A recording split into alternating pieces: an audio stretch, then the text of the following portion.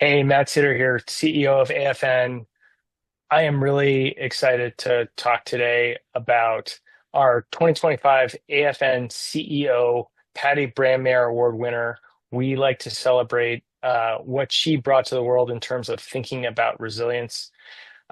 She passed away nearly 3 years ago, and she really reflected a strong desire to give of herself and simultaneously had a calling to help others.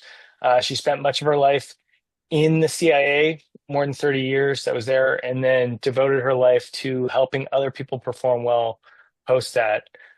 We are celebrating Brian Ferguson in his role as CEO of Arena Labs with that award this year. We feel that both Brian and Arena Labs really embody the spirit of Patty's example in helping people in medicine who, by definition, serve others become more healthy and resilient. Brian served the United States directly in the US Navy and has had a passion for high performance for a really long time. And that led him to really founding this organization to continue to help high performing critical individuals. Brian, thanks for thanks for being here, and we're so excited that we can celebrate you with this award. Thank you, Matt. As we were talking before we started recording, we'll get into it on this call, but Patty Brandmaier was uh, a massive influence in my life, especially in building Arena. So this is poetic in ways I didn't fully appreciate at the time, in terms of both Patty's legacy and the way she lived. So thank you. So maybe just tell us a little bit, give us a couple bullets on what Arena Labs does so people can understand the important work that you guys do. We focus on what we call high performance medicine. So that is equipping doctors and nurses on the front lines of American healthcare with the same tools, coaching, and data as other high stress, high stakes fields. So if someone is in the military, if they're an elite athlete in the creative arts, they are likely given a set of tools to manage the stress and pressure that comes with performing under pressure over the arc of a career.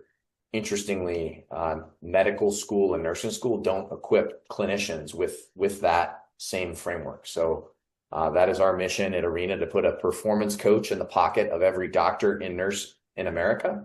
And that has been a mission now for almost 9 years at Arena.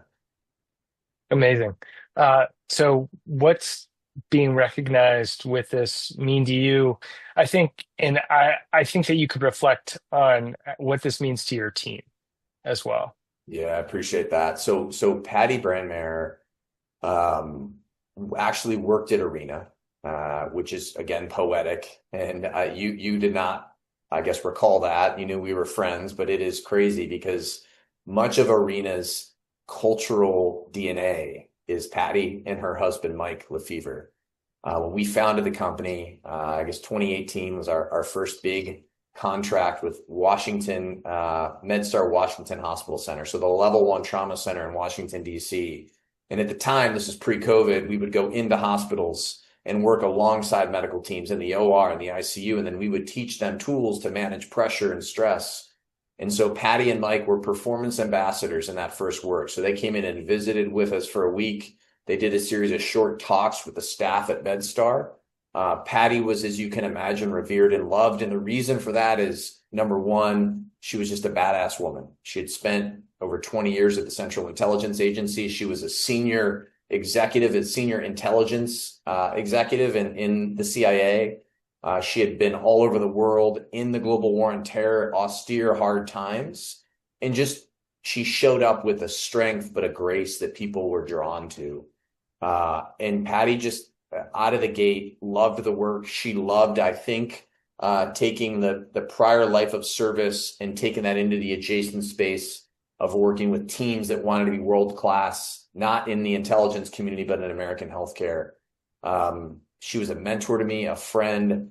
Our number one value to this day as a company is service. And I can tell you that Patty lived that and imbued that in what we do in our team.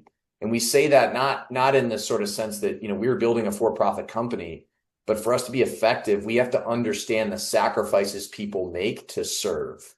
And if you don't understand that marketplace, I think you can miss. And Patty was so good at sitting with a nurse or a world-class surgeon and knowing that in the pursuit of serving others, their patients, they were often sacrificing themselves in the very thing they wanted to do. And so she could get these leaders to think differently about stewarding Right. themselves, which is powerful. Yeah, it's hard to believe, that we you can kind of logically think about the fact that people serve, but to the point where they actually uh to their own detriment sometimes, and they don't have the help that they always need to Yeah. be able to stay serving the way that they want to, something that's really central to their core. Yeah. When you're thinking about your definition of resilience, I think that you've had an opportunity to look at this from a couple different angles. So thinking about, the resilience of the people that you are working with within organizations, but also your own.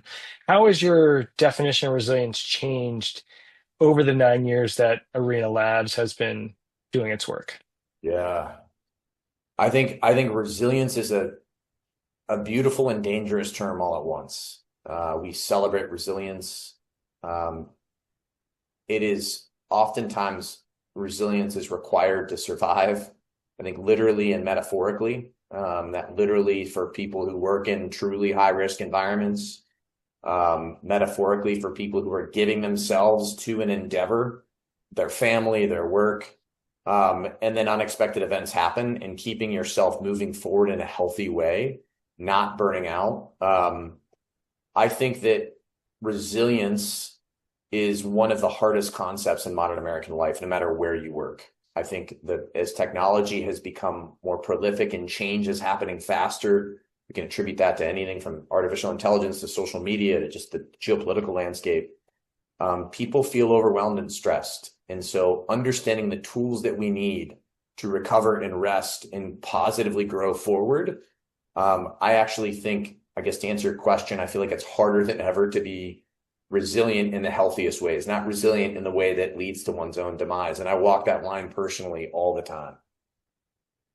I mean, I think it's very easy to glorify the outcomes of the things that lead to burnout, right? Is like, playing hero ball, right? Making sure that you're the person that's out there. How do we make sure that we can actually enable people to not glorify the really negative parts of this, and make sure that we are actually helping them to have a good view of where they can continue to be of service?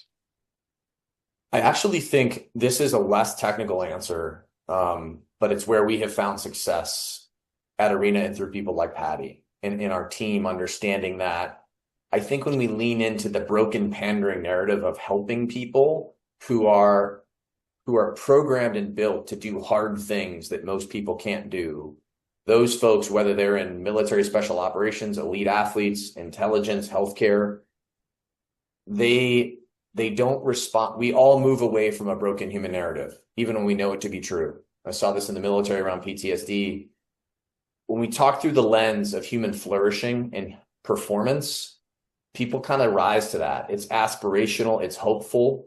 It recognizes that I need tools to be better in the face of austere, challenging environments or austere, challenging circumstances. And so I think this is one of the reasons that human performance has almost become cliched and overused in society in the last 5 to 10 years, because everybody wants to be doing better in life. They don't quite know how. And the aspirational narrative of performance feels better than, hey, this sort of pandering, I'm breaking or I'm broken. Right. How do you try and model the behaviors that you want for others? Because, all right, so you're a leader of your organization, these people are seeing you every day, but also when you Yeah. go out and talk to hospitals, when you're talking to the ultimate customer of what you guys are providing, you've got to be able to kind of walk the walk as Yeah. well. Yeah. I am my top two personal values. One is humility. Not, just in the sense of like, no matter how much you've done, there's more to learn. Always be listening and learning. But the second is authenticity. I think authenticity, especially building a company, doing anything in life, when people see that you live the very thing that you're talking about, it just fundamentally, it makes something feel so much more real and valuable. So for me, I am regularly up against the edge of going over that cliff from healthy resilience and unhealthy. I think building a company is hard. It's certainly the hardest thing I've ever done with an incredible team, but doing that in the landscape of healthcare, something that's never been done. This idea of bringing human performance into healthcare early on, especially, it was a lot of uphill convincing and sort of battling, and that takes a Right. toll. So for me, it's the daily practices that we preach externally to clinicians. I mean, this morning early on, I could feel that I was at the edge of doing a hard workout would not have been helpful, even though like I really want to, and programs would want to go do a hard workout instead, Yep. do sauna cold plunge, which I know can be cliche, but I understand that mechanism at play, what it's doing for my body. In understanding that trade-off and every day doing something that helps take that edge, that's a huge part of the way that I live, prioritizing sleep, all these things. It's really interesting, to Arena Labs in sort of a meta way, you're supporting the people that support the people that Hmm. are out there. And so when we think about what resilience practices exist within Arena Labs for your team members, how do you make sure that they're not subject to the same negative outcomes that you see in the healthcare industry sometimes?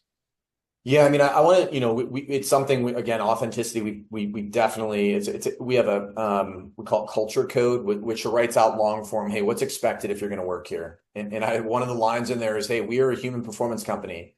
That means we do things like cold plunge and talk about sleep. If that feels weird, like this is probably not a good place to work. So we work to make it part of the culture. At the same time, while our team is incredibly, I think in terms of the mission-oriented devoted team, you will not find anyone close. We are just extraordinary people. We are also not being asked to work nights and weekends in trauma in the ICU. So our team is aware is humble about the realities of we are excited to bring these tools into healthcare, but we are not the people having to deliver them or when someone calls off, having to show up. So on one hand, prioritizing the realities of modern life for our team and keeping our team healthy, while at the same time recognizing that we are fortunate in this respective season of our careers not to have to be the people in the arena. Our team Hmm. of people have been there, but for me personally, it's, I have the easier work of delivering the tools and the technology and the data, not being the guy at 2 a.m. being called in to, take care of a car accident. When you talked about humility, I would say that resonates really strongly with me because when we were thinking about AFN, intellectual curiosity is really, really important. Like I strongly believe there's no such thing as the smartest person in the room because there is always something to learn Yeah. out there. And I think that you represent that really well. When you need support, help, CEO can be a pretty darn lonely Yeah. position. Yeah. What do you do to find that support that you want to sometimes be able to satisfy that intellectual curiosity that I know you have, but you can't always Yeah. ask that of the people that work for you. Yeah, I believe radically in having the relational landscape of one's life um, is vital, and that's an obvious statement. I think increasingly the research around health and longevity points to that as being the number one indicator of living a long, healthy life.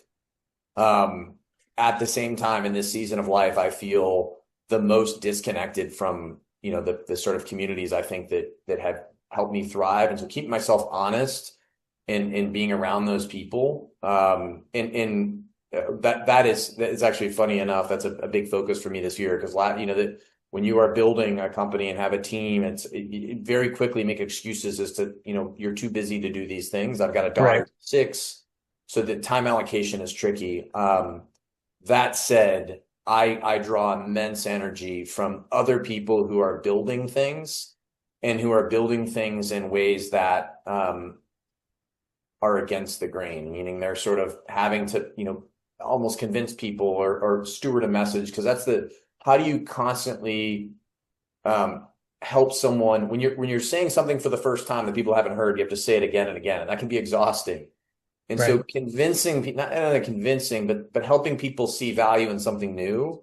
I learned a lot. Actually, a good friend of mine who is a former priest, Jesuit priest. Long story on him leaving the priesthood. And he's been an immense source for me of anchoring and perspective in this season because he's been through a lot and he's had to move through a similar upstream current of life. And so, but in a short way, relationships of people living under pressure really helps me keep things in perspective.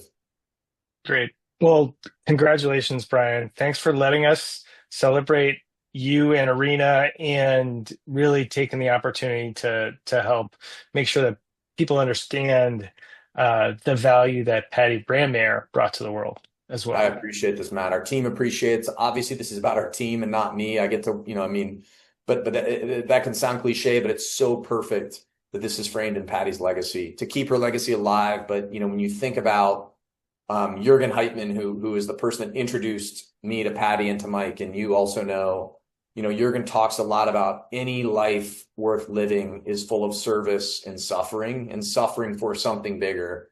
And Patty just did that so prolifically and brought that spirit to my life. And so this feels like, again, insanely poetic for our team just to get to celebrate her for, a moment, and really, really grateful.